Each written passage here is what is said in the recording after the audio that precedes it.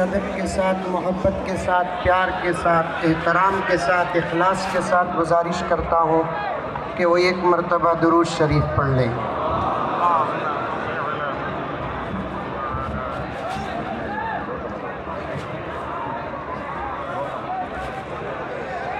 کیا کہوں کچھ کہا نہیں جاتا، کیا کہوں کچھ کہا نہیں جاتا، بن کہے رہا نہیں جاتا۔ کیا کہوں کچھ کہا نہیں جاتا، بن کہے رہا نہیں جاتا۔ گر کہوں ماں ماری جاتی، ورنہ باپ کتا کھا جاتا۔ موقع بھی ایسا ہے، بڑے سے بڑے عالم دین کو بھی 5 ہی منٹ کا وقت دیا گیا ہے۔ میرے والد محترم نے ایک خطاب میں ارشاد فرمایا، 5 منٹ میں روٹی ٹھنڈی نہیں ہوتی، تقریر ختم ہوتی ہے۔ 5 منٹ میں روٹی ہی ٹھنڈی نہیں ہوتی تو تقریر ختم ہوتی۔ سب لوگ اس وقت ٹاک ٹائم سے چل رہے تھے، میں انلیمیٹڈ ٹاک ٹائم سے چلوں گا۔ مسئلہ یہ ہے میرے نوجوان دوستو، جو میں 4 مصرے آپ کے سامنے پیش کیا، آپ سمجھ گئے ہوں گے۔ اب تک قرآن اور حدیث کی بات ہو رہی تھی، حضرات اکابر علماء کرام پیش کر رہے تھے۔ اس وقت میں آپ کے جذبات کو پیش کرنا چاہتا ہوں، آپ کے پیار اور عشق کو پیش کرنا چاہتا ہوں، لیکن ایک وعدہ آپ حضرات کرنا پڑے گا۔ جس امن کے ساتھ آپ حضرات آئے ہیں، ان اکابر کا سبق لے کر اسی امن کے ساتھ جائیں گے۔ میرے نہایت دوست جناب الحاج شاہد صاحب نے اپنے نظامتی کلمات میں ارشاد فرمایا کہ اس کمینے کا نام نہ لو۔ جب قرآن ابو لہب کا نام لیتا ہے، قرآن گندا نہیں ہوتا، ہم اس کمینے کا نام لیں گے تو جلسہ گندا کیسے ہوگا؟ میں اسے کمینہ کہوں گا، رذیل کہوں گا، نامعلوم باپ کی اولاد کہوں گا، لیکن کتا نہیں کہوں گا، خنزیر نہیں کہوں گا۔ اگر میں اس وقت اسے کتا کہوں، کل حشر کے میدان میں پورے کتے میرا دامن تھام کر پوچھیں گے، مزمل کبھی ہم نے نبی کے ساتھ گستاخی نہیں کی، لیکن ہماری ذات کو اس کمینے کے ساتھ ملایا کیوں ہے؟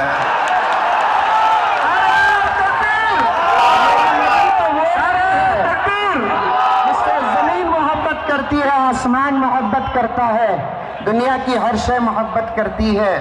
ایک واقعہ سن لیں میرے دوستو، میرے نبی ایک دسترخوان میں تشریف فرما تھے، روٹی تو تھی لیکن سالن اور سرکہ نہیں تھا۔ اچانک ایک شہد کی مکھی آئی، آقا کے کان میں بھن بھنانے لگی۔ آقا علیہ الصلوۃ والتسلیم نے اس مکھی سے بات کیا۔ مکھی عرض کرنے لگی، یا رسول اللہ صلی اللہ علیہ وسلم، اگر آپ ہمارے شہد کو نوش نہ کریں گے تو ہماری قسمت باقی رہ جائے گی۔ اللہ کے رسول صلی اللہ علیہ وسلم نے شہد منگوایا اور اس کو نوش فرمایا۔ اس کے بعد آقا نے اس مکھی سے پوچھا کہ بتاؤ تم شہد کیسے جمع کرتے ہو؟ مکھی نے عرض کیا، یا رسول اللہ صلی اللہ علیہ وسلم، ہم باغوں کو جاتے ہیں، گلستان کو جاتے ہیں، پھل اور پھول سے رس چوستے ہیں، اور ہر رس میٹھا نہیں ہوتا، کوئی پیٹا، کوئی کھٹا، کوئی پھیکا ہوتا ہے، لاتے ہیں مکانوں اور ٹھکانوں میں جمع کرتے ہیں، لیکن جب ہمارا بادشاہ اور ملکہ جا کر اس پر آپ پر درود پڑتا ہے تو رس بھی شہد بن جاتا ہے۔ ساری کائنات میرے نبی سے محبت کرتی ہے، اسی لیے میں نے شروع میں عرض کیا، کسی جانور کے ساتھ میں اس کا نام نہیں لوں گا، وہ کمینہ ہے، کمینہ ہے، کمینہ ہے، اور نام بھی لوں گا کہ کملیش تیواری تو کیا سمجھتا ہے؟ یہ دنیا اور دنیا کے مسلمان سب سے زیادہ ماں باپ سے محبت کرتے ہیں، بیوی بچوں سے محبت کرتے ہیں، دھن دولت سے محبت کرتے ہیں، عزت آبرو سے محبت کرتے ہیں، لیکن جب سوال میرے نبی کا آتا ہے تو ہر چیز قربان کر دیتے ہیں۔ اور تو میرے نبی کے شان میں گستاخی کرتا ہے، یہ تیری قسمت ساتھ نہیں دی، تو کرنے کو تو کر دیا کملیش تیواری، اب تیری زندگی کا سورج غروب ہو چکا ہے۔ میرے بڑے ذمہ دار حضرات تشریف فرما ہے، میں معافی چاہتا ہوں، پھانسی کا مطالبہ کرو یا نہ کرو، کملیش تیواری کی قسمت میں پھانسی ہی ہے۔ پھانسی کا مطالبہ ہو یا نہ ہو، بہرد صورت کملیش تیواری کی قسمت میں پھانسی ہے، اس لیے کہ اگر اس کو ڈپارٹمنٹ اور پولیس نے اسے حراست میں لے کر حفاظت کی کال کٹھیری میں بٹھا کر صبح اور دوپہر رات کا ناشتہ اور کھانا دے کر حفاظت کر رہی ہے، اس بات کو ہندوستان کا بچہ بچہ جانتا ہے۔ کملیش تیواری، تیری زندگی کے وہی باقی دن رہ گئے جو جیل کے اندر تو رہے گا۔ اگر تجھے حکومت معاف بھی کر دے، سرکار معاف بھی کر دے، خدا وحدہ لا شریک کی قسم، اس ملک کے 25 کروڑ مسلمان تجھے معاف نہیں کریں گے۔ آدتیہ ناتھ کہتا ہے، جذبات کو قابو میں رکھو میرے دوستو، آدتیہ ناتھ کہتا ہے کہ ہم ہندو ہیں، ایک ہاتھ میں مالا رکھتے ہیں تو دوسرے ہاتھ میں بھالا بھی رکھتے ہیں۔ وہی آدتیہ ناتھ اور اس کے سرماؤں کو آج کا اسٹیج جواب دیتا ہے، ہم بھی محمد کے غلام ہیں، ایک ہاتھ میں تسبیح رکھتے ہیں تو دوسرے ہاتھ میں ننگی تلوار بھی رکھتے ہیں۔ ختم، چیپٹر کلوز، کملیش تیواری تیرا۔ ہم اس وقت عید منائیں گے جس دن تیری پھانسی ہوگی، اس وقت عید منائیں گے جس دن تیری پھانسی ہوگی۔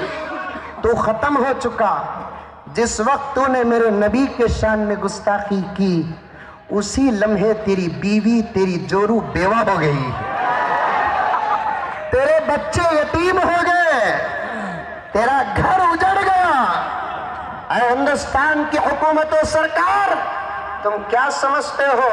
یہ اور بات ہے کہ وقت پہ نماز نہیں پڑھتے ہم، چہروں میں داڑیاں نہیں رکھتے ہم، کبھی سنت کو فراموش کر دیتے ہیں، لیکن ہمارے کے خون کے قطرے قطرے میں آج بھی نبی کی محبت موجود ہے۔ اگر تم نے تجربہ کیا تب بھی غلطی کی، اگر تم نے سازش کی تب بھی غلطی کی، تم نہیں جانتے اس قوم کو، محمد کے غلاموں کو۔ اگر تو باہر آئے گا، خدا وحدہ لا شریک کی قسم، کرناٹک ہندوستان کی سرکار کان کھول کر سن لے، جس وقت تو باہر آئے گا تجھے موت کے گھاٹ اتارنے کے لیے کسی غوث کا انتخاب نہیں ہوگا، کسی ابدال و خطب کا انتخاب نہیں ہوگا۔ جن نوجوانوں کو شراب پینے کی وجہ سے، گناہ کرنے کی وجہ سے حضرات علماء کرام منبر و محراب میں کھڑے ہو کر ڈانٹتے ہیں، اگر اس شرابی کی نظر بھی تجھ پر پڑ گئی تو اس کی قسمت چمک گئی، اس کی قسمت چمک گئی۔ اس لیے کہ نبی کے نام پر مر مٹنے کا مزہ کیا ہوتا ہے۔ 1920 پر 9 کے شہید غازی علم الدین سے پوچھ کر دیکھو، یہی سازش ایک مرتبہ اور گستاخی ہوئی ایک مرتبہ 1920 پر 9 میں۔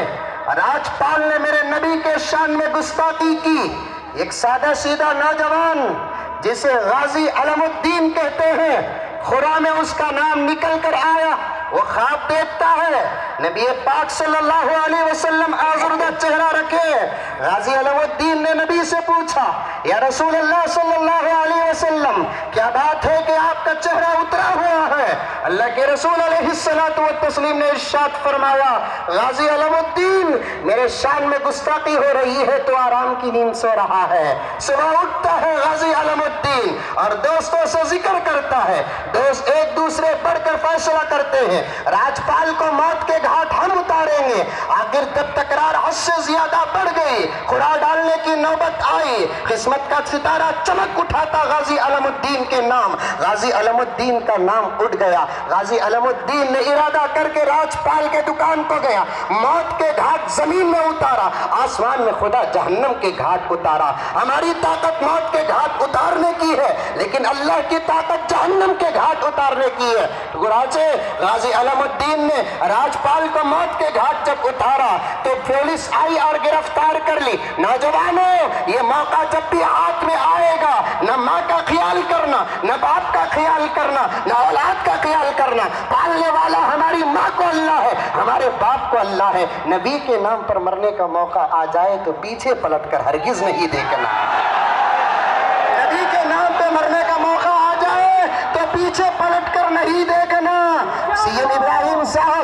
یہاں پر تشریف فرما ہے، حالات اور حکومت کا جائزہ رکھتے ہیں، میں ان کی حاضری میں عرض کر رہا ہوں کہ اس سازش میں ملک کی سرکار برابر کی شریک ہے۔ جب مدراس کے اندر طوفان آیا، وزیر اعظم مسٹر مودی صاحب نے اپنے درد کا اظہار کیا۔ فرانس کہاں، ہندوستان کہاں؟ فرانس میں بم بلاسٹ ہوا، ہندوستان کے وزیر اعظم مسٹر مودی صاحب نے اپنے درد کا اظہار کیا۔ جب کملیش تیواری نے 25 کروڑ مسلمانوں کا دل توڑا، کیا وزیر اعظم کے منہ میں لالی پپ ہے؟ وزیر اعظم کے منہ میں لالی پپ ہے؟ کملیش تیواری تنہا نہیں ہے، اس کے پیچھے ایک بہت بڑا ڈپارٹمنٹ ہے، سب کے آنکھوں میں مٹی دھول ڈال سکتے ہیں، غلامان محمد کو دھوکہ ہرگز نہیں دے دیتے۔ المسلم لا یخدع ولا یخدع، مسلمان دھوکہ کھاتا بھی نہیں، دھوکہ دیتا بھی نہیں۔ دوستو، نوجوانوں، موقع اگر آیا تو ہاتھ سے جانے نہ دینا۔ میرے ابا حضور تشریف فرما ہے، میں پھر بھی ان کے سامنے عرض کر رہا ہوں، اگر میرے سامنے موقع آ گیا تو میں ابا کو بھی پلٹ کر نہیں دیکھوں گا۔ ایسے ہزاروں باپ میرے نبی پہ قربان ہے۔ غازی علم الدین کو پولیس گرفتار کرتی ہے۔ ارے نعرے کم کرو، میری بات سے سنو۔ ہمارے ابا جان ہی کی باتیں مجھے یاد آتی ہے کہ مسلمان نعروں ہی میں چلے گئے۔ بات تو سنو، غازی علم الدین کو جب پولیس گرفتار کی گئی، جیل میں رکھا گیا، غازی علم الدین ایک دن صبح کو بڑی بشاشت کے ساتھ تھا، چہرے پہ مسکراہٹ تھی۔ جیلر نے پوچھا کیا بات ہے علم الدین، کہ تیرے چہرے پہ بڑی خوشی اور مسرت ہے، چہرہ بڑا نکھرا ہوا ہے، گلاب بھی شرما رہا ہے۔ غازی علم الدین نے کہا کہ میں آج خواب میں حضرت موسیٰ کو دیکھا، میں نے خواب میں آج موسیٰ کو دیکھا علیہ السلام۔ حضرت موسیٰ میرے خواب میں تشریف لائے اور مجھ سے کہنے لگے کہ غازی علم الدین تجھے مبارک ہو، خدا نے تیری قربانی قبول کر لی۔ غازی علم الدین تجھے مبارک ہو، خدا نے تیری قربانی قبول کر لی۔ اور ابھی میں انبیاء کی محفل سے آ رہا ہوں، سرکار تیرا تذکرہ کر رہے تھے۔ جب نبی کا عاشق زمین میں نبی کا تذکرہ کرتا ہے، میرا نبی روضے میں ہمارا تذکرہ کرتا ہے، میرا نبی روضے میں ہمارا تذکرہ کرتا ہے۔ تو دوستو یہ سب سازش ہے، ہمارا اتحاد انشاءاللہ تعالی ایک نہ ایک دن ضرور کام آئے گا۔ ہم حکومت ہند سے گزارش کرتے ہیں کہ یعقوب میمن کی طرح 21 سال کی مہلت دینے کی ضرورت نہیں ہے۔ کل کا سورج طلوع نہ ہو کملیش تیواری کی زندگی میں، کل کا سورج طلوع نہ ہو کملیش تیواری کی زندگی میں۔ ایک دن بھی اگر کملیش تیواری کی زندگی کے گزرتے جائیں گے تو ہندوستان کے 25 کروڑ مسلمان یہ سمجھیں گے کہ حکومت ہند مسلمانوں کے جذبات سے مذاق کر رہی ہے، مسلمانوں کے جذبات سے مذاق کر رہی ہے۔ اس لیے میرے دوستو، ہمارے اکابر حضرات علماء کرام جو ہمارے جذبات کو لیے اس وقت جلسہ منعقد کیے ہیں، آپ کا کام تھا کہ آپ تشریف لائے اور حضرات علماء کرام کے بیانات کو سماعت فرمایا ہے۔ اب پورے آپ اپنے جذبات کو حضرت امیر شریعت دامت برکاتہم اور دیگر حضرات علماء کرام کے حوالے کر کے آپ تشریف لے جائیں امن اور سکون کے ساتھ۔ انشاءاللہ تعالی یہ ہماری تحریک برابر اس وقت تک جاری رہے گی جب تک کملیش تیواری کو پھانسی نہیں دی جائے گی۔ یہی آج ہمارے جذبات کا اعلان ہے، اللہ تعالیٰ قبول فرمائے۔ اس لیے کہ نبی کا گستاخ وہ ہوتا ہے جس کے متعلق میں کل ہی حضرت مولانا مفتی شعیب اللہ خان صاحب دامت برکاتہم کے خطاب بے مثال میں سنا تھا کہ ایک ہی گناہ ایسا ہے جس کی توبہ بھی قبول نہیں ہوتی، اگر وہ زمین میں توبہ کر بھی دے آسمان میں خدا معاف نہیں کرتا، وہ غلطی ہے نبی کے شان میں گستاخی کرنا۔ اگر کملیش تیواری معافی بھی مانگے ہندوستان کا مسلمان معاف کرنا تو دور کی بات کہ کائنات کا خالق و مالک بھی معاف نہیں کرے گا۔ اللہ تعالیٰ ایسے لوگوں سے ہمارے ملک کو پاک فرمائے اور اللہ تعالیٰ ہمارے جذبات کا بدلہ عطا فرمائے۔ آمین وآخر دعوانا ان الحمدللہ رب العالمین۔ نعرہ تکبیر۔